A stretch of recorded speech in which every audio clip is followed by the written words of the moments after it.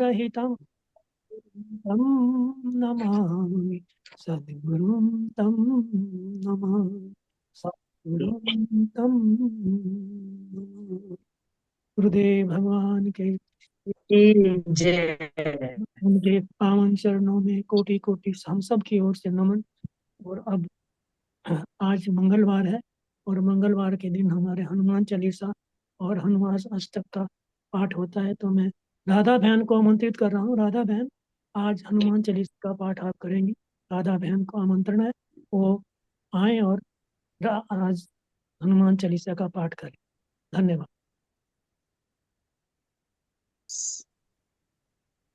सब गुरु बहनों और भाइयों को मेरा प्रणाम और गुरुदेव के श्री चरणों में कोटि कोटि प्रणाम। मैं हनुमान चालीसा का पाठ कर रही हूँ। श्री गुरु चरण सरोज रज निज मन मुकर सुधार, वर्णो रघुवर विमल यश जोतायक बल चार, बुद्धिहीन तन जान के सिमरो पवन कुमार, बल बुद्धि विद्या देव मोहि हरो कलेश विकार, जय हनुमान ज्ञान गुण सागर, जय कपीस तिहु लोक उजागर, रामदूत अतुलित बल धामा, अंजनी पुत्र पवन सुत नामा, महावीर विक्रम बजरंगी, कुमत निवार सुमत के संगी, कंचन वरण विराज सुवेशा, कानन कुंडल कुंचित केसा, हाथ हाथ वज्र और ध्वजा विराजे, काने मुंज जनेऊ साजे, शंकर सुवन केसरी नंदन, तेज प्रताप महाजगवंदन, विद्यावान गुणी अति चातुर, राम काज करवे को आतुर, प्रभु चरित्र सुनवे को रसिया, राम लखन सीता मन बसिया, सूक्ष्म रूप धरि सियहि दिखावा, विकट रूप धरि लंक जरावा, भीम रूप धर असुर सहारे, रामचंद्र जी के काज सवारे, लाए सजीवन लखन जियाए, श्री रघुवीर हर्ष उर लाए, रघुपति कीनी बहुत बड़ाई, तुम मम प्रिय भरत संभाई, सहस बदन तुम रोजस गावे, अस कई श्रीपति कंठ लगावे, सनकादिक ब्रह्मादिक मुनीसा, नारद सारद सहित ईसा, जम कुबेर दिगपाल जहाँ ते, कवि को विद कहीं राखे कहाँ ते, तुम उपकार सुग्रीव कीना, राम मिलाए राजपद दीना, तुमरो मंत्र विभीषण माना, लंकेश्वर भय सब जग जाना, जुग सहस्त्र योजन पर भानु, लील्यो ताई मधुर फल जानू, प्रभु मुद्रिका मेलि मुख माही, जल्दी लांग गए अचरज नाही, दुर्गम काज जगत के जेते, सुगम अनुग्रह तुम रे ते, राम दुआरे तुम रखवारे, उतना आज्ञा बिनु पैसारे, सब सुख लहे तुम्हारी सरना, तुम रक्षक काहू को डरना, अपन तेज समारो आपे, तीनों लोक आंकते कापे, भूत पिशाच निकट नहीं आवे, महावीर जब नाम सुनावे, नासे रोग हरे सब पीरा, जपत निरंतर हनुमत बीरा, संकट ते हनुमान छुड़ावे, मन क्रम वचन ध्यान जो लावे, सब पर राम तपस्वी राजा, तिनके काज सकल तुम साजा, और मनोरथ जो कोई लावे, सोई अमित जीवन फल पावे, चारों युग पर ताप तुम्हारा, है प्रसिद्ध जगत उजियारा। साधु संत के तुम रखवारे, असुर निकंदन राम दुलारे। अष्ट सिद्धि नव निधि के दाता, असुर दीन जानकी माता। राम रसायन तुमरे पासा, सदा रहो रघुपति के दाता दासा। तुमरे भजन राम को पावे, जन्म जन्म के दुख बिसरावे। अंत काल रघुवर पुर जाई, जहाँ जन्म हरि भक्त कहाई। और देवता चित्त न धरई, हनुमत से सर्व सुख करई। संकट कटे मिटे सब पीरा, जो सिमरे हनुमत बलबीरा। जय जय जय हनुमान गोसाई, कृपा करो गुरुदेव की नाई। जो सत्य बार पाठ कर कोई, छूटे ही बंदी महासुख होई। जो ये पढ़े हनुमान चालीसा, होए सीधी साखी गौरी सा। तुलसीदास सदा हरि चेरा, कीजे नाथ हृदय में डेरा। पवन तनय संकट हरन, मंगल मूरत रूप। राम लखन सीता सहित, हृदय वसो सुरभूप। सियावर राम जय जय राम, मेरे प्रभु राम जय जय राम। करो कल्याण जय जय राम।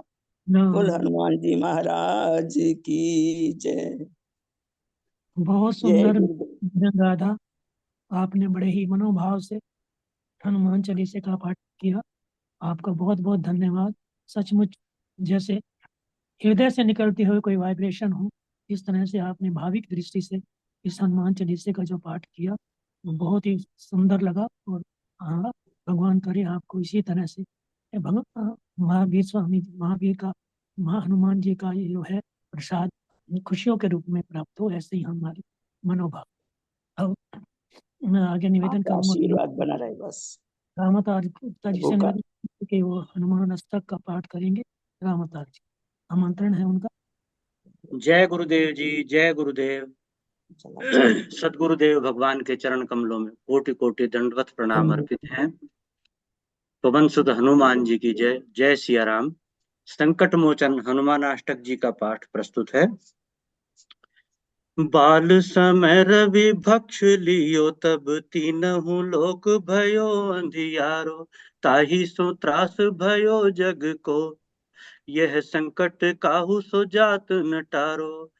देवन आन करी विनती, तब छांड दियो रवि कष्ट निवारो। को नहीं जानत है जग में कपि, संकट मोचन नाम तिहारो। बाली की त्रास कपीश बसै गिरि, जात महाप्रभु पंथ निहारो। चौकी महामुनि श्राप दियो, तब चाहिए कौन उपाय विचारो। कै द्विज रूप लिवाय महाप्रभु, सो तुम दास के शोक निवारो। को नहीं जानत है जग में कपि, संकट मोचन नाम तिहारो। अंगद के संग लेन गए सिय, खोज कपीस ये बैन उचारो। जीवत न बची हो हम सोजू, बिना सुधि लाए यहाँ पग धारो। हेरि थके तट सिंधु सब तब, लाय सिया सुधि प्राण उबारो। को नहीं जानत है जग में कपि, संकट मोचन नाम तिहारो। रावण त्रास दई सिय को, तब राक्षसी से कही शोक निवारो। ताहि समय हनुमान महाप्रभु जाय महारजनी चर मारो। चाहत सिय अशोक सो आगिसु दे प्रभु मुद्रिका शोक निवारो। को नहीं जानत है जग में कपि संकट मोचन नाम तिहारो। बाण लाग्यो और लक्ष्मण के तब प्राण तजो सुत रावण मारो। ले ग्रह वैद्य सुषेण समेत तब गिरि द्रोण सुबीर उपारो।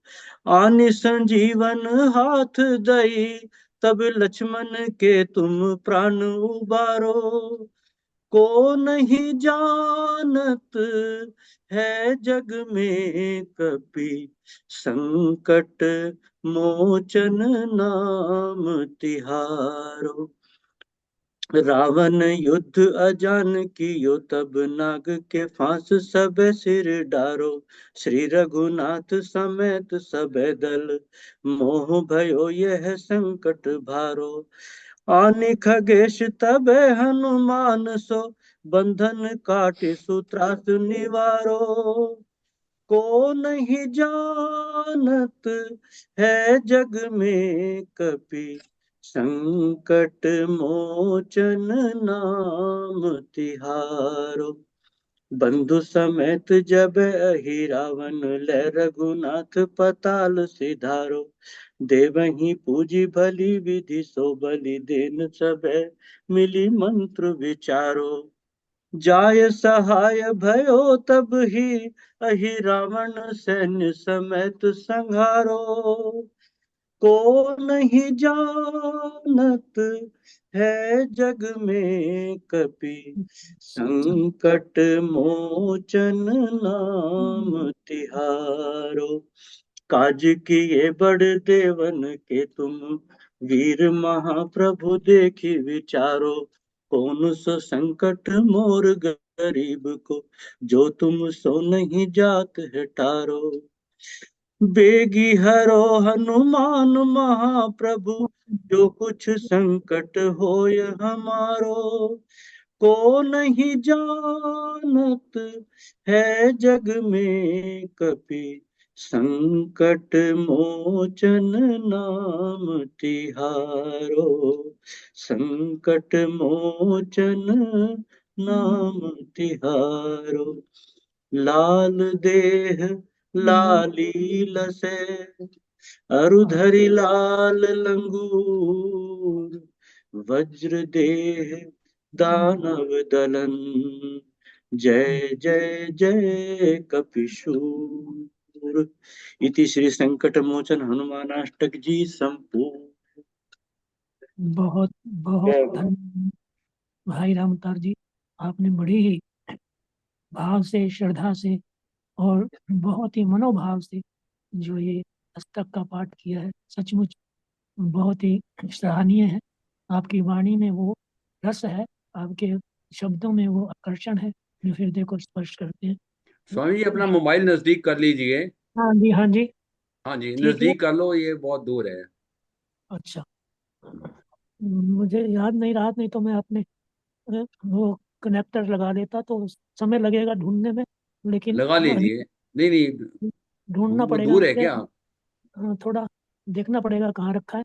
नहीं तो नहीं, वो छोड़ दो, आप मोबाइल ही नजदीक कर लो। ठीक है जी। जब मोबाइल के आपका फेस दूसरी ओर हो जाता है तब आवाज कम हो जाती है। हाँ, वो तो है ही।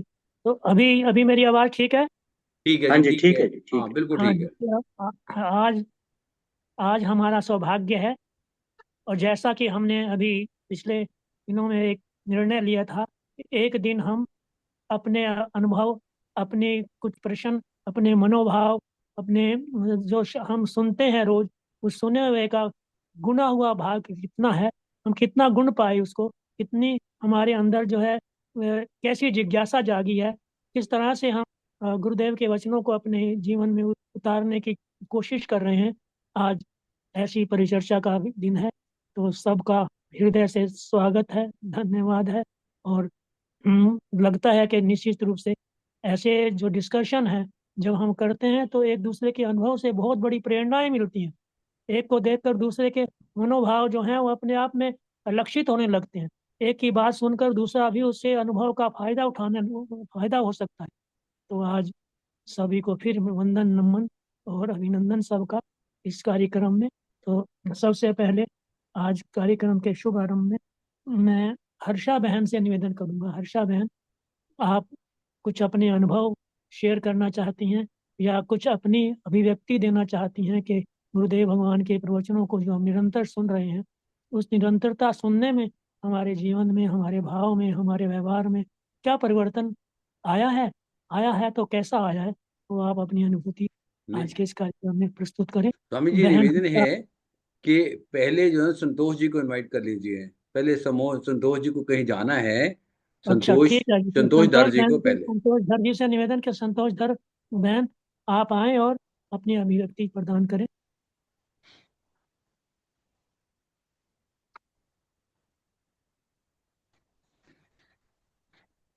जय गुरुदेव। जय पूज्य गुरुदेव। गुरुदेव, पूज्य गुरुदेव के श्री चरणों में बार बार नमन वंदन तथा सभी गुरु भाई बहनों को मेरा सादर प्रणाम। ओम सहना भवतु सहनौ भुनक्तु सह वीर्यं करवावहै तेजस्विनावधीतमस्तु मा विद्विषावहै। ओम शांति शांति शांति।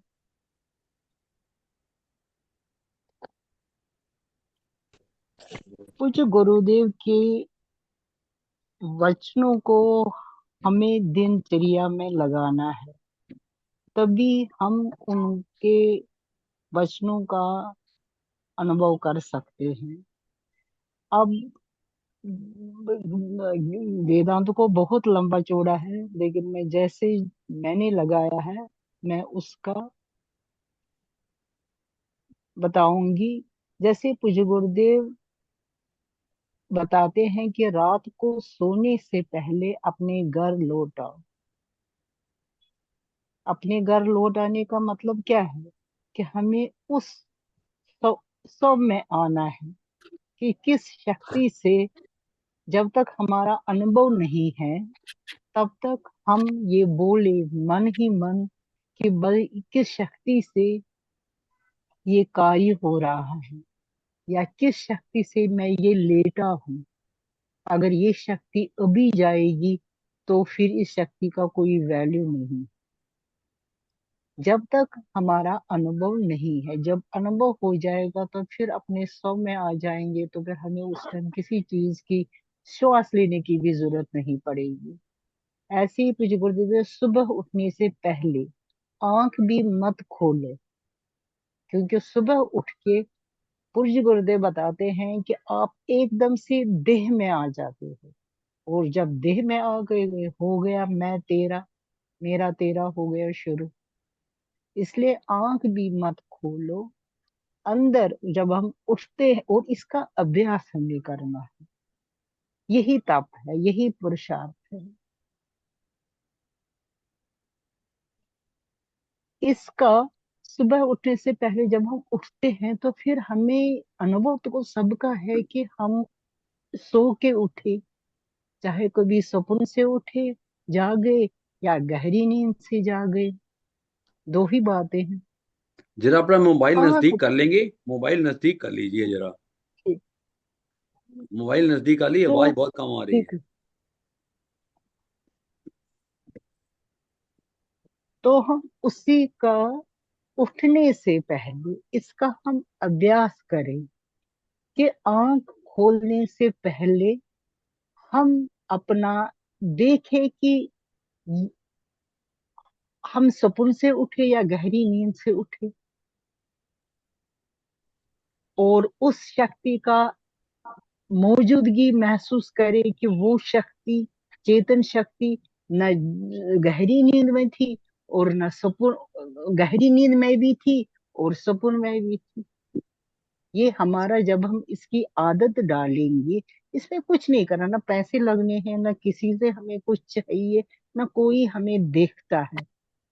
क्योंकि पूज्य गुरुदेव बताते हैं, ये जो वेदांत है ये मन के सत्र का है, ये देह के सत्र का नहीं है। देह का हमने छोड़ा है, देह का हमें लेना आना ही नहीं चाहिए। कि अगर देह आया आया भी कि क्योंकि जरूरत है व्यवहार में, तो ये करके इस देह को हमें संबोधित करना है अपने से ही, किसी को बोलना नहीं है।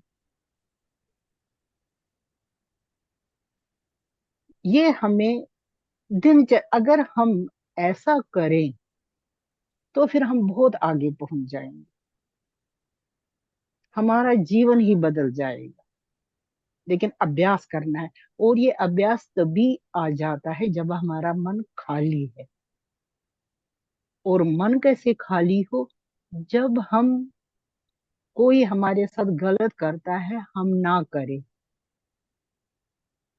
और दूसरा, दुख सुख पूज्य गुरुदेव बताइए कि सुख अगर आप ज्यादा देर तक सुख में अगर आप डूबना नहीं चाहेंगे तो फिर दुख में आप डूबोगे ही नहीं। अब हमें क्या ध्यान करता, खुशी तो आ जाती है, ये नहीं कि सुख आ जाता है, ये नहीं कि आ जाता है हमें दिल में। उस टाइम यही करना है कि ये है अभी चला जाएगा। ये चीजें, इन चीजों का हमें दिनचर्या में हमें इन चीजों का तप करना है।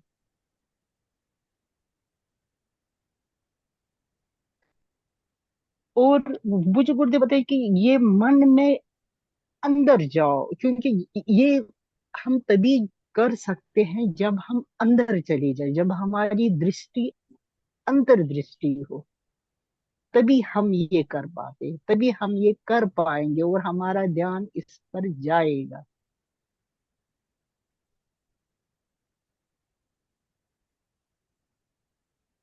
और जब हम ध्यान करते हैं, ध्यान में जब हम करते हैं तो फिर वृत्ति कोई उठती है, उस मुझे को बताए उस वृत्ति को जानना है, वो कब उठी, चाहे दुख की, चाहे सुख की, या पेड़ पहाड़ की, गुरु की, अवतार की, जो भी है, जो भी आया, उस वृत्ति को अनुभव करे। और थोड़ी देर के बाद तो वो तो लीन हो जाएगी।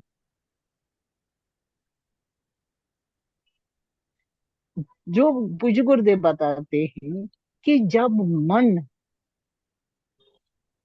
जब मैं मन में लीन होता हूं तो फिर मैं दृष्टा बन जाता हूँ। दृष्टा किसके? उस जो पेड़ पहाड़ हमें ध्यान में दिखते हैं।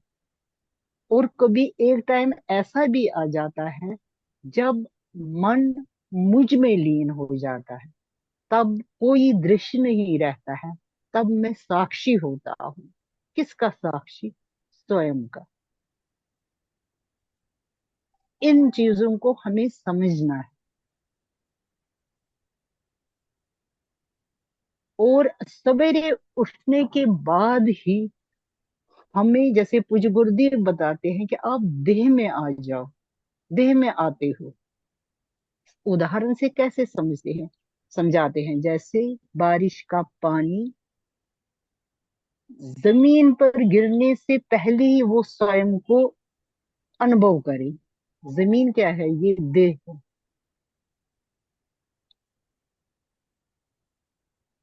इस चीज पर हमें ध्यान देना है। और दिन में हमें क्या होता है, कब हम रिएक्ट करते हैं, उस पर हमें अपनी, हमारा जो ये है, ऐसे हमें अपने ऊपर ध्यान देना है, अपनी चेकिंग करनी है। कह रहे हैं कि एक युद्ध अपने विरुद्ध, हम दूसरों के विरुद्ध युद्ध करते। उसने ऐसे बोला, उसने ऐसे किया, अरे उसने ऐसे बोला, फिर तुम्हारे अंदर क्या हुआ? जैसे पूज्य गुरुदेव बोलते हैं, आपको बाहर से कहीं से भी सुख दुख नहीं मिलता है, आपको अपने अंदर से ही सुख दुख मिलता है, क्योंकि हम रिएक्ट जैसे करेंगे वैसे ही हमें सुख दुख मिलता है।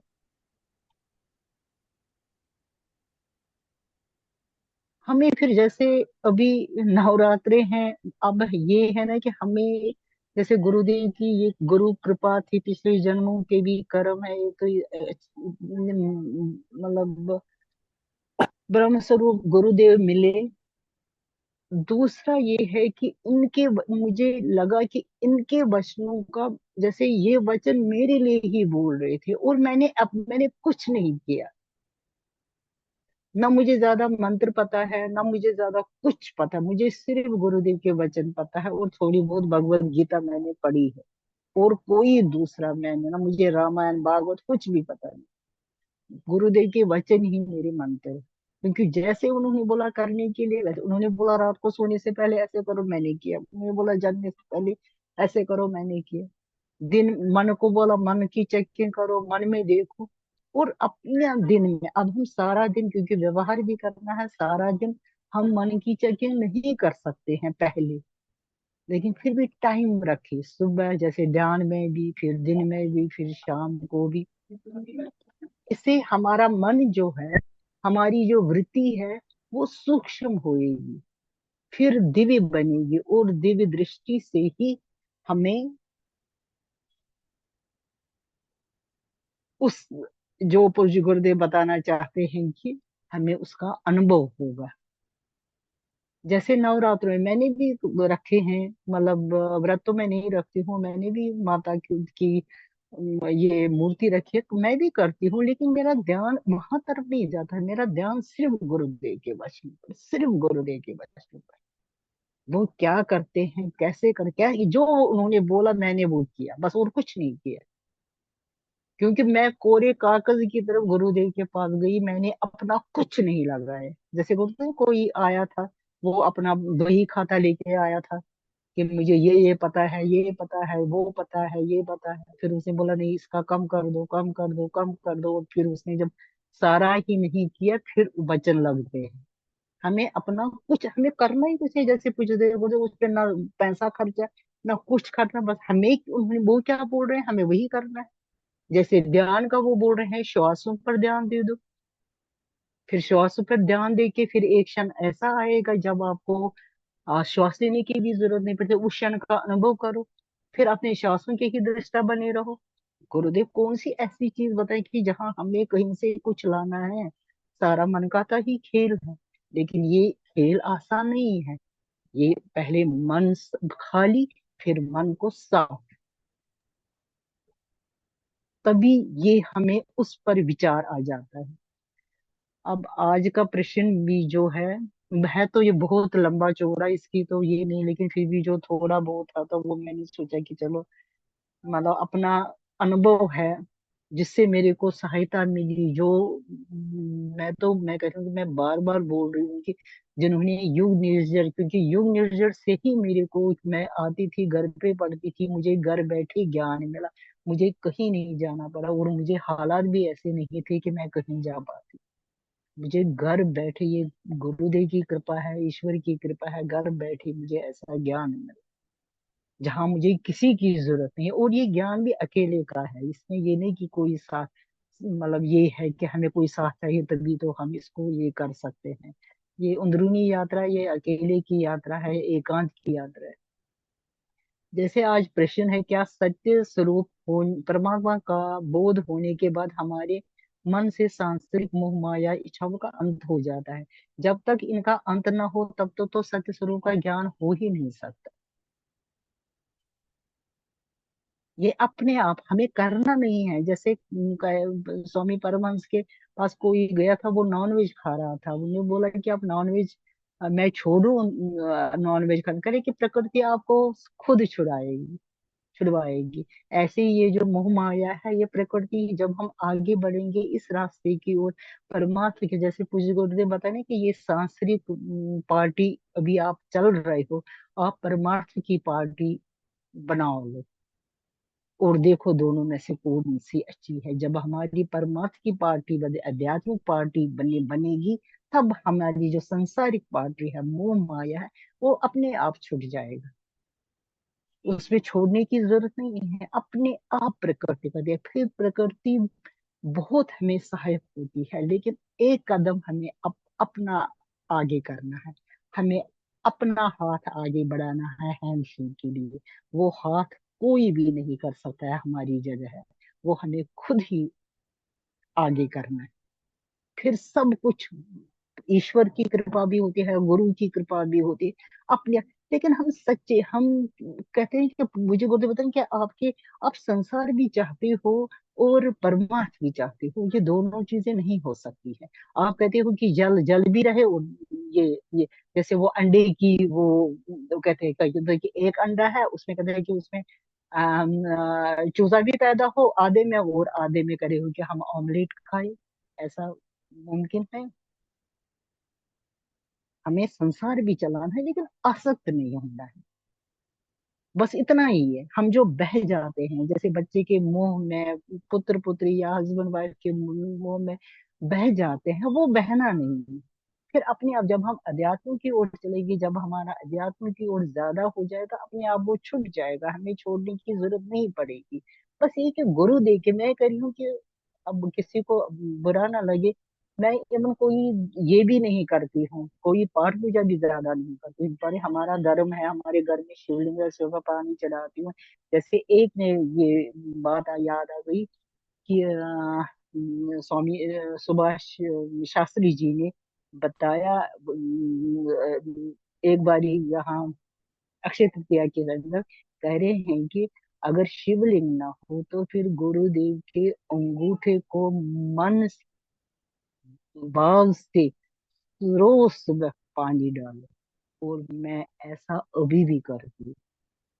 घर में भी शिवलिंग है हमारा, उसमें भी मैं पानी डालती हूँ, लेकिन जैसे रोज मैं भाव से गुरु भाव बना के गुरुदेव के दाहिने अंगूठे को शिवलिंग समझ करके मैं पानी चढ़ाती हूँ। ये सुभाष शास्त्री जी ने बहुत बताया था हरिद्वार में, कम से कम 8-10 साल पहले।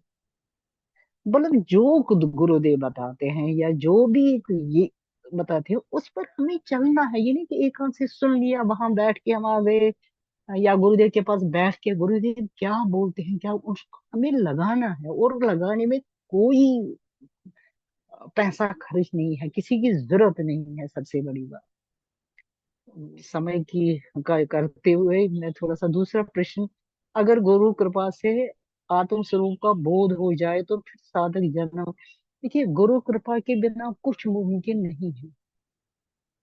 जब तक गुरु की कृपा न हो तब तो कुछ भी मुमकिन नहीं है। गुरु कृपा से नहीं, खाली गुरु कृपा से ही ये हमें खुद तप करना है। जैसे श्रद्धा विश्वास जो गुरुदेव प्रवचन होते हैं, आप बोलते हो कि श्रद्धा विश्वास भी मैं ही रखूं। श्रद्धा विश्वास हो, समर्पण हो, पूरा समर्पण हो, तभी तो गुरु कृपा करेंगे। गुरु कृपा से तो फिर ये हो जाएगा, आत्म स्वरूप का बोध होएगा। अपने आप थोड़ी गुरु हाथ डालेंगे ऊपर तो गुरु कृपा होगी। अगर मान लो थोड़ी वहां हम बैठे हैं, हो भी गया थोड़ी देर, लेकिन वो फिर टिकने वाला बार गुरुदेव इसलिए बोल रहे हैं कि आपको यहाँ क्यों अच्छा लगता है हरिद्वार में या आश्रम में, अच्छा तो फिर घर जाके आप क्यों हो जाए, क्योंकि जब मन ही साफ नहीं है वो घर जाके उल्टी करता है। जो भी वहां पर हमें गुरु कृपा से मतलब थोड़ा बहुत जो भी हमें क्षण भर के लिए अगर हमें आत्म स्वरूप हो भी गए, ये अपनी सफाई, अपना पुरुषार्थ हमें खुद करना है, गुरुदेव नहीं करने आ जाएंगे। हमारा यही होना चाहिए कि जो गुरुदेव बताते हैं चलो उस पर ये कर लो। और देखो फिर मैं बार बार आपको बोल दूंगी, जैसे गुरुदेव बोलते थे पहले कि आप अपने घर बैठे मुझे प्रणाम करो, वो मुझ तक पहुंच जाएगा। मैंने उस टाइम सोचा कि गुरुदेव बता हमारा दिल रखने के लिए बोले, लेकिन ये 100% सही है। अगर हम यहाँ बैठ के पूरा समर्पण से, पूरे मन से, वो गुरुदेव तक पहुंच जाएगा और हम उस चीज का अनुभव भी कर सकते हैं। ये चीजें हमें दिनचर्या में लानी है, इन चीजों का हमें पुरुषार्थ करना है, तभी मुमकिन है। नहीं तो नहीं कुछ करने वाला वही है कि हम पुण्य करेंगे, तप करेंगे, पूजा पाठ करेंगे, बाकी चीजें करेंगे। और गुरुदेव का हम अगर हम अपने ऊपर खोज करेंगे हमारे ऊपर क्या होता, हमें फुर्सत ही नहीं मिलेगी कि दूसरा बंदा क्या कर रहा है। इतना हमें फुर्सत नहीं मिलेगी कि हम सोचेंगे कि भाई हम कोई मंदिर भी पढ़े। लेकिन इसकी खोज गहराई में, गहराई में, गहराई में, जैसे पूज्य गुरुदेव हमें बोलते, जैसे पूज्य गुरुदेव ध्यान में बोलते हैं, कह रहे हैं कि आप ध्यान क्या है, असली ध्यान क्या है? ध्यान है निर्विषय, हमें कुछ नहीं चाहिए, कुछ हमें नहीं दिखना चाहिए। और हम ध्यान में क्या करते, हम ध्यान में आगे चक्कर पर ध्यान कर लिया, कभी किसी का दर्शन, कभी किसी का और उसी में हम बह बह जा रहे हैं। जो यही में जो पूज्य गुरुदेव बताए कि नोट करके रखो, उस टाइम कहीं से भी पढ़ो, या इवन युगनिजर भी है, वहां से भी कुछ बात मिलती है, उसको नोट करके रखो, फिर उसको अपने में ले आओ। जैसे साइंस स्टूडेंट जो वो बोलता है H2+O करके पानी बन जाता है, ऐसे ही पूज्य गुरुदेव जो हमें बोलते हैं और हमें अनुभव होगा। और पूज्य गुरुदेव ये भी बताए, उन्होंने अनुभव किया है तो हम भी कर सकते हैं। वही नहीं है कि मैं करामाती हूँ, मैं अफलातून हूँ, आप नहीं कर सकते हो। ओम बस ओम ओम। पुरुषार्थी करिए, हमें अपने ऊपर करना है, पुरुषार्थ करना है, तभी जो पूज्य गुरुदेव हमें परम लक्ष्य तक पहुंचाना चाहते हैं, तो फिर हम परम लक्ष्य तक पहुंच जाएंगे। जय गुरुदेव। जय गुरुदेव। बहन, आपने बहुत ही सुंदर अभिव्यक्ति द्वारा, अपने अनुभव के द्वारा जो है अपनी अनुभूतियां बताई। सचमुच कुछ चीजें तो निश्चित रूप से करने वाली हैं, पर एक बहुत विशेष बात जो गुरुदेव के प्रवचनों के माध्यम से और हमें अपने अनुभव के माध्यम से पता है कि करते करते होना शुरू हो जाए। हमें तब तक करना है जब तक होना शुरू हो जाए। जब होना पहले जैसे ध्यान करते करते ध्यान लगना शुरू हो जाए, हम संसार को देखते देखते संसार अपने आप हमें विलय होने होने लगे। ये यद्यपि यह साधन साधन धाम है और साधना करनी है, लेकिन साधन करते करते साधनों में फंसना नहीं, साधनों में करते करते होने तक पहुंचना है। जब होना शुरू हो जाता है तो निश्चित रूप से गुरुदेव की वाणी का प्रभाव हमारे मन पर, हमारी बुद्धि पर, हमारे स्वभाव पर और संसार की दृष्टि में पड़ने लगता है। ऐसा हमें समझना है। और गुरुदेव की वाणी का जो रोज सुनते हैं, वो हमारे जीवन में कैसे उतरे, उसको कैसे उतारना है, हमारे स्वभाव में कितना परिवर्तन हुआ है, हमारे भाव में कितना परिवर्तन हुआ है, हमारी इच्छाओं में कितना परिवर्तन हुआ है, ये मेजरमेंट कोई दूसरा नहीं कर सकता। ये मेजरमेंट तो हमें स्वयं में ही करने की आवश्यकता है। तो बहुत धन्यवाद संतोष बहन, आपने अपने थोड़े अनुभवों के द्वारा जो यहाँ अपनी अब आप अपनी साधना के बारे में जो कहा है, उसके लिए आपका बहुत बहुत धन्यवाद। और कल्पना करते हैं कि इसी तरह से हम सब जो हैं एक दूसरे की जो अनुभव है उनको शेयर करेंगे। और मैं हर्षा बहन से निवेदन करूंगा कि और समय का ध्यान रखें, क्योंकि बहुत सारे बोलने वाले हो सकते हैं। समय अगर मान लो एक दो ही बोल पाएंगे तो निश्चित दूसरों को अवसर नहीं मिलेगा। अपनी बात को संक्षेप में कैसे आप प्रस्तुत कर सकते हैं, ये हमारा निवेदन आपसे कर बढ़ता। तो हर्षा बहन, आप आमंत्रण है आपका। आप अपनी अभिव्यक्ति प्रदान करें, आप अनुभव अपना करें, क्योंकि आपके तो बहुत सारे अनुभव हमारे साधकों के लिए एक बहुत बड़ा उदाहरण बन सकते हैं।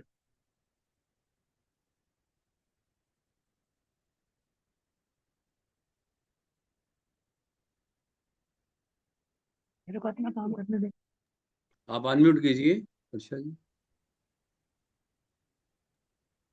जय गुरुदेव। जय गुरुदेव बहन, जय गुरुदेव, जय गुरुदेव। सदगुरुदेव भगवान के पूज्य चरणों में सादर प्रणाम करते हुए आप सब भाई बहनों को भी सादर नमन। अभी अभी जो दीदी ने कहा कि ध्यान में इतने अनुभव होते हैं, प्रकाश दिखता है, ये होता है, तो ये बात बिल्कुल सही है। मैंने गुरुदेव भगवान को बोला कि गुरुदेव भगवान, जैसे ये पहले इतना आनंद आता था ध्यान में, अब तो बिल्कुल आनंद ही नहीं आता है। तो गुरुदेव भगवान बोलने लगे, ये तो बहुत अच्छा हुआ, तुम्हारा आनंद का आवरण भी उतरा। फिर दूसरी बात जो दीदी बोल रही थी कि हमारा प्रणाम भी वहां तक पहुंचता है। भले ही गुरुदेव भगवान बोले कि मुझे कुछ नहीं पता, पर वो सब जानते। एक बार क्या हुआ, आज से काफी साल पहले की बात है, तब गुरुदेव भगवान उज्जैन अचानक से भी आ जाते थे। तो गुरुदेव भगवान आने वाले थे, तो हम सुबह 5 बजे मॉर्निंग वॉक पर दोनों जने गए थे। तो मैं इनको बोल रही थी कि गुरुदेव भगवान को फोन करके पूछिए ना कि वो कब आएंगे। तो बोलते मेरे में हिम्मत नहीं है, मैं नहीं पूछने वाला। और हम घर आए और एकदम फोन की घंटी बजी, 5:45 मैं बोलूं इतनी सुबह सुबह किसकी घंटी बजी। तो जैसे ही मैंने उठाया फोन, तो हेलो किया, तो बोलते हैं मैं स्वामी परमानंद बोल रहा हूँ। मुझे पहले कभी उनसे इतनी फोन पे बात हुई नहीं थी, मैं ढंग से आवाज पहचान नहीं पाई। मैंने कहा गुरुदेव भगवान, नहीं, मैंने कहा नहीं, आप शांति स्वरूप जी बोल रहे हैं। तो बोलते हैं मैं बोल रहा हूँ, परमानंद बोल रहा हूँ, और तुम बोल रही हो शांति स्वरूप जी बोल रहे हो। अब मैं तो धक्क रह गई। मैंने कहा माफी चाहती हूँ, माफी चाहती हूँ, ऐसे करके मैंने फोन रख दिया। मैं ज्यादा बात नहीं कर पाई। इस पे मेरे को इतनी अंदर पीड़ा थी, मैं उनसे माफी मांगने के लिए वृंदावन गई। मैंने कहा गुरुदेव भगवान, मेरे से बहुत बड़ी गलती हुई थी, मैं आपसे माफी मांगने आई हूँ। तो वो मुस्कुराए बोले कोई बात नहीं, जब मैं तुम्हें बोल रहा था तब भी तुम बोल रही थी, पर चलो अच्छा है तुम आ गए। अब आगे मैं अपनी बात बता रही हूँ कि सदगुरुदेव भगवान हमें सच्ची समझ देते हैं, जिससे कि ये जो मानव जन्म हमें मिला है उसका सदुपयोग करके हम उनके द्वारा दी गई बुद्धि से अपना कल्याण कर सके, आवागमन के चक्र से बाहर जा सके। उनके देने में कोई कमी नहीं है। कमी है तो हमारे, हम इस माया के चक्र में फंसे हुए हैं। ये माया हमें बहुत नाच नचाती है, परंतु कहते हैं ना, अगर माया की जगह हमें भक्ति आ जाए तो भक्ति पे तो भगवान भी नाचते हैं। अभी हम हरिद्वार गए हुए थे, तो वहां पर दीदी माँ की शिष्या आई हुई थी। उसने गुरुदेव भगवान से एक प्रश्न पूछा कि भगवान ने इतना सुंदर संसार बनाया है, पर उसमें दुख क्यों दे दिए। हालांकि वो अपने बच्चे के लिए परेशान थी। तब सदगुरुदेव भगवान ने इतना सुंदर उत्तर दिया कि भगवान ने तो संसार की रचना की है, और ये दुख तो हमारा बनाया है। हमें जो मेरा तेरा है वही तो दुख का कारण है। एक माँ भी जब बच्चे को जन्म देती है तो उसे भी प्रसव पीड़ा होती है। हालांकि सदगुरुदेव भगवान बहुत कम बात करते थे, पर कभी कभी कोई मंत्र संबंधी छोटे छोटे प्रश्न करता था तो कई बार जवाब दे देते थे। फिर मैंने कहा गुरुदेव भगवान, मैंने अभी आपका एक प्रवचन सुना। आप कह रहे थे कि एक दिया और बाती होते हैं और एक इन्वर्टर का बल्ब होता है। तो दिया तो थोड़ी सी हवा से बुझ जाता है, पर इन्वर्टर का बल्ब जलता रहता है। तुम भी प्रतिकूल परिस्थिति में दिए जैसे बुझ जाते हो और अनुकूल परिस्थिति में खिल जाते हो। सदगुरुदेव भगवान, मैं अपने मन की बात आपके सामने रख रही हूँ, क्योंकि भले आप कुछ न बोले, आपकी नजर में आने के बाद वो समस्या हल हो जाती है। ये मेरा विश्वास है। सदगुरुदेव भगवान थोड़ा मुस्कुरा करके बोले, सोचो, मैं मन ही नहीं। पर मैं सदगुरुदेव भगवान को ज्यादा परेशान नहीं करना चाहती थी। मैंने सोचा ये तो मैं सोचती हूँ, फिर भी मन से जुड़ तो जाती हूँ, साक्षी क्यों नहीं हो पाती।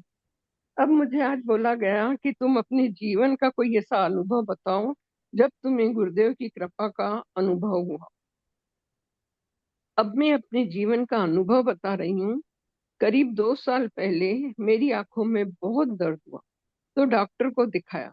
आंखों का फुल चेकअप हुआ, प्रेशर सही आया, रेटिना का सही आया, जो चश्मा पहनती थी वो नंबर भी सही था। अब आंखों के डॉक्टर ने कहा आप किसी न्यूरोलॉजिस्ट को दिखाओ। लेकिन तभी एकदम से सिर में ऐसे लगने लगा जैसे कोई मेरे बाल खींच रहा है। हर थोड़ी देर में ऐसे लगे मेरे बाल खींच रहा है। कभी कभी कील जैसे चुभता था। लेकिन इसके साथ ही मेरे चेहरे पर ऐसे जर्क आते थे, इसको मैं क्या कहूँ, कैसे समझाऊं। मेरे आईब्रोज के ऊपर से आंखों के नीचे तक झन झन करके ऐसे खिंचाव, कहूँ क्या कहूँ, समझ में नहीं आता। ऐसे ही अपर लिप से नीचे थोड़ी तक जर्क आते थे। इतने तक तो ठीक था।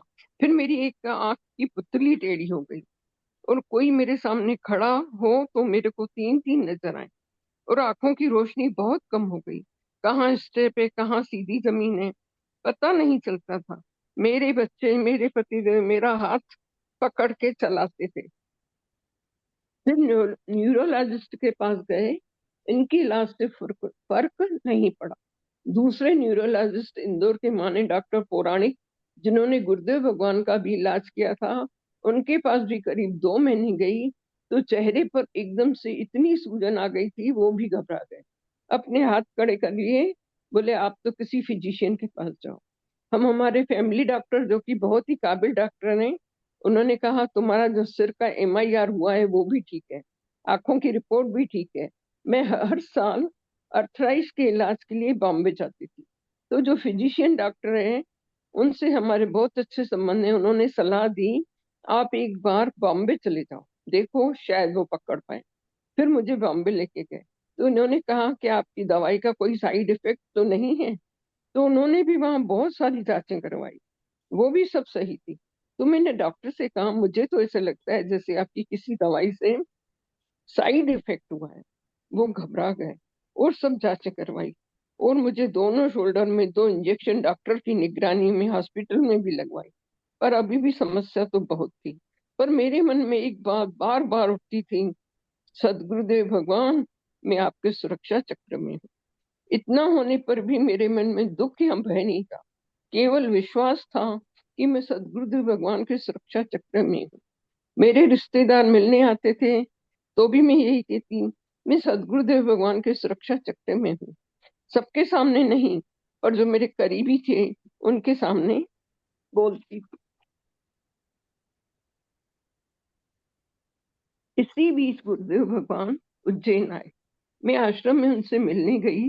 गुरुदेव भगवान को मैंने पूछा, गुरुदेव भगवान, ये शरीर के कष्ट तो जा ही नहीं रहे, क्या कोई अनुष्ठान वगैरह करवाएं क्या? तो सदगुरुदेव भगवान बोले सुबह आना तब बताएंगे। तब मैं सुबह कॉपी के 2 पेज और पेन लेकर गई। तो गुरुदेव भगवान से मैंने कहा, गुरुदेव भगवान अब मुझे बताइए। तो गुरुदेव भगवान ने कहा कॉपी और पेन चाहिए।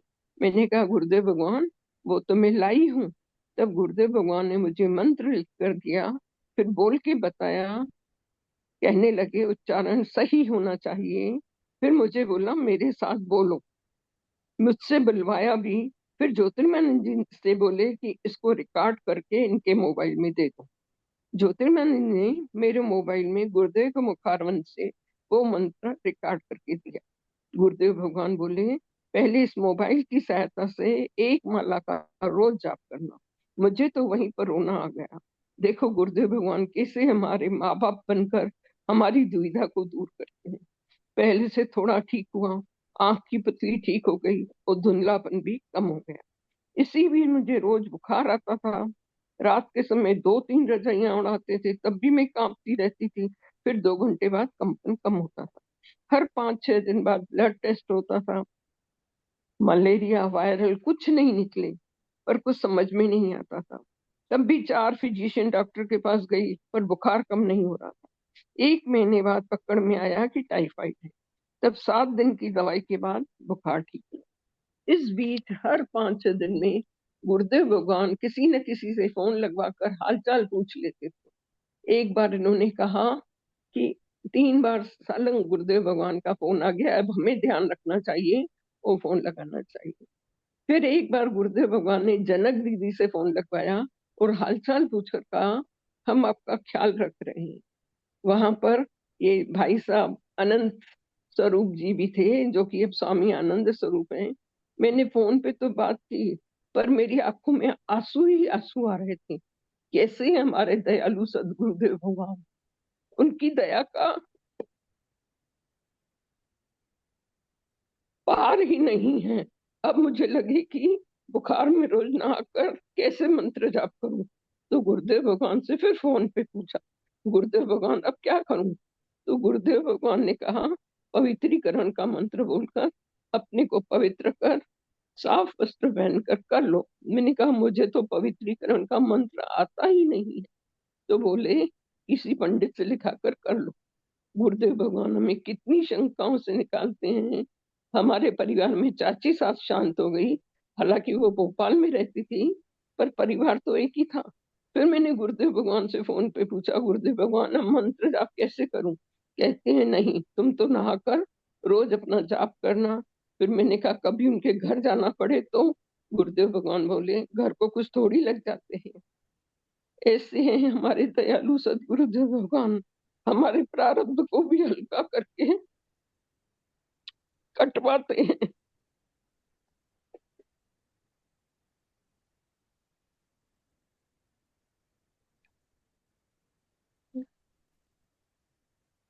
यही जो मंत्र आप देख रहे हैं स्क्रीन पे, यही सदगुरु भगवान ने को हर्षा आहूजा जी को अपने हाथ से लिख के दिया।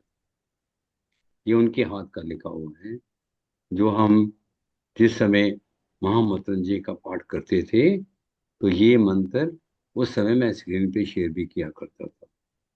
धन्यवाद। ऐसे सदगुरुदेव भगवान के चरणों में बारंबार चरण वंदन। बोलिए सदगुरुदेव भगवान की। बहुत भावुक हो गई बहन, हाँ हाँ, सचमुच ये विषय ही ऐसा है, ये दृश्य ही ऐसा है, ये विचार ही ऐसा है। जब गुरुदेव की कृपा और करुणा का जब अनुभव होता है तो शरीर में ऐसे लगता है जैसे हलचल हो गई, ऐसे लगता है जैसे रोमांच होने लगा। सचमुच आप बोल रहे थे तो मैं रोमांचित हो रहा था। कैसे गुरुदेव की कृपा जो है हमारे मनोभाव में, हमारी अंतर चेतनाओं में कैसे एकदम से प्रकट हो जाते हैं, और वो चेतनाएं हमारे को कितना प्रभावित करती हैं, ये तो कोई जब जब होता है तभी पता चलता है। ये शब्दों का विषय नहीं, शब्दातीत विषय है। और बहन ने बहुत ही अपने जीवन में अनुभव दिए। ये तो एक लौकिक जगत की जो पीड़ाएं हैं वो तो गुरुदेव अपने प्रभाव से हटते ही हैं, लेकिन लौकिक से अलौकिकता की यात्रा भी उनके दिशा निर्देश में अगर संपन्न हो हमारी, तो निश्चित रूप से ये दैहिक रोग नहीं लगते। ये मेरा अपना जाना पहचाना और परखा हुआ सत्य है कि दैहिक रोग नहीं लगते, वो भी गुरु कृपा का प्रसाद लगते हैं। ये मेरे जीवन का अभी अभी का अनुभव है। मैं उसे अभी विशेष नहीं चर्चा करना चाहूंगा, लेकिन फिर भी जो आज के जो प्रश्न थे दो, उनके ऊपर थोड़ी चर्चा कर सकते हैं क्या, या कोई और बोलने वाला इस विषय पर हो तो मैं पहले उन्हीं का ये मंतव्य करूंगा जो आज के इस परिचर्चा में अपना सहयोग करना चाहें या अपने मन की बात कहना चाहें, तो आमंत्रण है उनका। मैं इनवाइट करता हूँ किसी को भी जो आज इस परिचर्चा से प्रभावित होकर अपने मनोभाव, अपने अपने जीवन का कोई अनोखा अनुभव प्रस्तुत करने की इच्छा रखता है, तो उनको मेरा इन्विटेशन है, वो आकर मैं बताएं।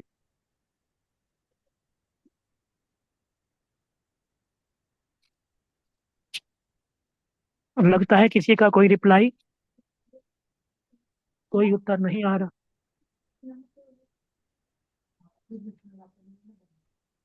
तो फिर मैं आज के जो दो प्रश्न थे उनका उन पर संक्षेप में अपनी तरफ से कुछ कहना चाहूंगा, तो मुझे आज्ञा है कुलदीप जी। हाँ जी, हाँ जी। तो आज जय के गुरु। जो जय गुरुदेव, हाँ बोलिए, कौन सुन रहा है?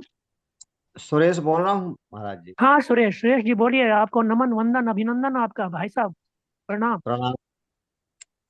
जब से मैं गुरुदेव के सानिध्य में आया तब से मुझे ऐसा बोध होने लगा कि अब हमें कोई, और जैसे ही मेरे जीवन में कोई अनुकूल प्रतिकूल परिस्थिति आती है तो मुझे ऐसा लगता है कि भगवान का ऐसा ही मन होगा। मैं कभी दुखी नहीं होता। अब सब का मैं साक्षी हूँ। सुख दुख मुझ में नहीं है।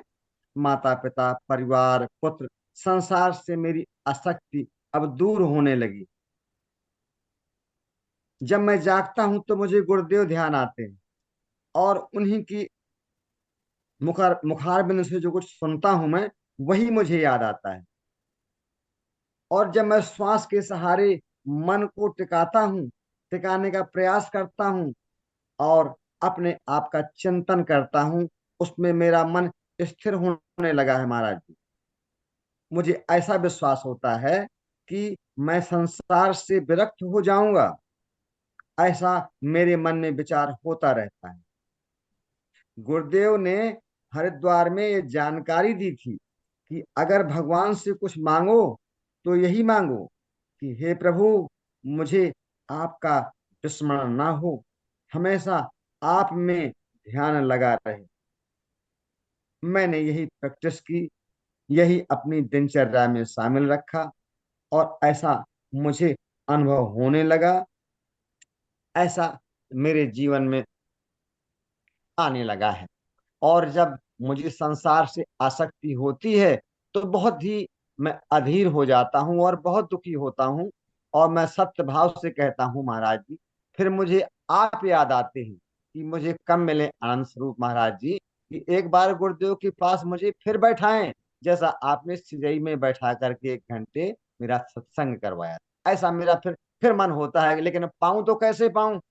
ये तो मेरा सौभाग्य था कि आपने 1 घंटे बैठा करके गुरुदेव के पास में मेरा सत्संग करवाया था, और उस समय आप भी चले गए थे वहां से। तो मैंने अपने मन की सारे जीवन की चर्चा उनसे कर ली थी, गुरुदेव से, और मुझे बड़ी सुख शांति प्राप्त हुई। अब मैं ऐसा चाहता हूं कि प्रभु ऐसा कोई समय आप दें, ताकि वही स्थिति एक बार मुझे फिर मिल जाए गुरुदेव के सानिध्य बैठने की। जय गुरु।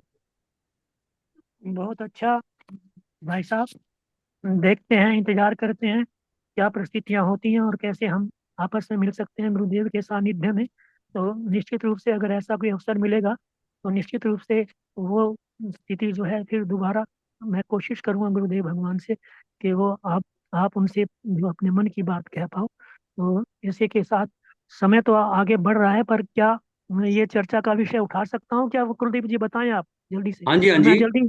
हाँ जी, हाँ जी, तो अभी समय है। हाँ हाँ, तो ये एक प्रश्न था, क्या स्वरूप सत्य स्वरूप का दर्शन हो जाने, बोध हो जाने पर के बाद हमारे मन और संसारिक मोह का नाश हो जाता है? तो ये उल्टा है, ऐसा नहीं है कि बोध पहले हो और नाश बाद में हो। इसमें पहले ये मोह माया जब जो है वो हमारी समझ से बाहर समझ का हिस्सा छूट जाता है, या जब हम मोह माया के चक्कर से छूट जाते हैं, तभी स्वरूप का, सत्य स्वरूप का दर्शन होता है। ये ऐसा नहीं है कि पहले स्वरूप का दर्शन हो जाए, ऐसा संभव है ही नहीं। केवल ये तो हमें अपने अंदर परिकल्पना करनी है कि मोह माया हमें छोड़नी है, हमारी छूटनी है, क्योंकि संसार में कुछ भी सत्य नहीं है, असत्य है, सब भासता है नहीं। पहले ये निर्णय हो और फिर धीरे धीरे करके उस निर्णय के अनुरूप उनसे विरक्ति हो और वैराग्य हो। जब वैराग्य प्रबल हो जाएगा तो जिज्ञासा जो है हमें परमात्मा की ओर मोड़ने लगेगी, और जब परमात्मा की तरफ मुड़ जाएगा तो निश्चित रूप से लौकिक जगत के सभी अपवाद जितने लगते हैं, जो अपवाद हम पाले हुए हैं, वो अपने आप ही निमित्त निमित्त मात्र में थोड़े थोड़े ही दिनों में अपने आप शमित हो जाते हैं। ऐसा समझना चाहिए। ऐसा नहीं समझना चाहिए कि परमात्मा सत्य स्वरूप का दर्शन पहले हो और बाद में ये जो है जितने भी उत्पात हैं वो अब नष्ट होंगे। तो एक तो ये बात मेरे मन में थी कि आप उल्टा मत सोचें, सीधा सोचें, और अपने भीतर जो मोह माया का जाल है ये हमारा क्रिएशन है, परमात्मा की देन नहीं है। परमात्मा की देन तो अलग से है। परमात्मा ने इनको शमित करने की शक्ति सामर्थ हम सबको बराबर देकर भेजी है। तो कृपा करके जिसने भी ये प्रश्न किया हो वो ऐसा समझे कि हमें अपने भीतर जो है पहले तो संसार के प्रति जो राग है, जो मोह है, उसे त्यागना है। क्योंकि राग और मोह तो हमारे एक बहुत अच्छा शब्द मेरे आज मैं घूमने गया तो आया था, संबंधी। संबंधी किसे कहते हैं? जब एक लड़की और लड़के के माता पिता शादी होती है तो शादी के बाद जो माता पिता होते हैं कौन बन जाते हैं? समधी बन जाते हैं। ये है ना, ऐसा ही होता है ना, समधी बन जाते हैं। तो ये संसार में सब समधी हैं बनाए हुए, है नहीं, बनाया हमने, रिश्ता जोड़ा और समधी हो गए। तो संसार के सारे जितने भी अर्थ हैं वो समधी हैं, वो मूल में नहीं थे, मूल में नहीं है। और समधी समधी समधी होना अच्छी बात है, लेकिन समधी में समझ से जुट जाना ये गलत है। तो आइए अगले प्रश्न पर आते हैं। तो अगला प्रश्न ये कहा गया, पूछा गया है कि अ, ईश्वर इच्छाओं का अनाचार, अगर गुरु कृपा से आत्मबोध हो जाए तो फिर जन्म मरण से छूट जाते हैं क्या? तो और इसमें गुरु कृपा से आत्म स्वरूप का बोध हो जाए हाँ, तो तो फिर क्या जन्म साधक जन्म मरण से छूट जाता है। छूट क्यों जाता जाता है, ये है? ये प्रश्न प्रश्न है। है, क्या छूट जाता है? कैसे छूट जाता है, क्यों छूट जाता है? तो गुरु कृपा से जन्म मरण नहीं छूटता। जन्म मरण तो हमारे गुरु कृपा के प्रभाव से होने वाले हमारे अंतस ज्ञान से छूटता है। गुरु कृपा साधन बताती है, गुरु कृपा हमें एक दृष्टा दिखाती है, साधन करने का तौर तरीका बताती है। लेकिन जब तक हमारा भीतर से हमारे अंतर चेतना में ये उसका प्रभाव, गुरु कृपा का प्रभाव हमारी अंतर चेतना में नहीं उतरता, तब तक जन्म मरण का चक्कर नहीं छूटता। गुरु कृपा केवल और केवल हमें इससे छूटने का साधन बताती है। साधन करने का काम हमारा है। जब तक हम स्वयं उसमें नहीं रुचेंगे, स्वयं अपने आप में आत्म स्वरूप की अनुभूति नहीं करेंगे, क्योंकि गुरु कृपा तो केवल अनुभूति करने का साधन बताती है। गुरु कृपा का प्रभाव है, उस प्रभाव से हमारा मन जल्दी से मुड़ने लगता है, ये इस बात सत्य है। लेकिन गुरु कृपा से अगर ऐसा हो भी जाए, कहीं हो भी जाए किसी तरह से, तो गुरु कृपा से हुआ हुआ ज्यादा दिन टिकता नहीं। और अपने द्वारा, अपनी साधन के द्वारा जो हम साधना करते हैं, उससे जो प्राप्त होता है वो फिर कहीं जाता नहीं। जन्म मरण से छूटने की इच्छा भी हमारी होनी चाहिए कि मुझे जन्म मरण से छूटना है। और जन्म मरण से छूटे हुए हम हैं, छूटना नहीं है, छूटे हुए हैं। ये केवल अनुभव करना है, क्योंकि जन्म मरण हमारा जो मैं हूँ उसका होता ही नहीं। जन्म मरण तो जिन का होता है। जन्म मरण से छूटने, ये कि हमें अगला जन्म होगा कि नहीं होगा, इसके विषय में भी कोई ज्यादा नहीं पता। लेकिन हमारे अंदर ये जिज्ञासा, हमारे अंदर ये भाव जागे कि अब मुझे जन्म मरण से छूटना है। और छूटने के लिए मुझे गुरु कृपा हमारे ऊपर हो रही है। गुरु कृपा जय कर, गुरु जय जय जय गुरु, गुरुदेव। इस पर जय ना गुरु। अब अभी अगर हम बोलेंगे तो फिर थोड़ा सा लंबा खींचेगा, किसी और दिन इस पर चर्चा करेंगे कि कैसे है बंधन से छूट जाएंगे, और गुरुदेव की क्या महिमा है इसमें। अगली बारी ले लेंगे इस प्रश्न को, तो थोड़ा सा हाँ, विस्तार से करेंगे। ठीक है, बिल्कुल जैसे ठीक आपकी है। इच्छा है। अभी कर, क्योंकि ये प्रश्न जो है अग, बहुत महत्वपूर्ण है, और महत्वपूर्ण हाँ, होने के और साथ साथ और सबके मन में है, सबके मन में है, इसलिए थोड़ा सा अगली बारी करेंगे इसका। बिल्कुल ठीक ठीक है, है। ठीक। ये दोनों प्रश्नों पे डिटेल में चर्चा अगली बार हो जाएगी।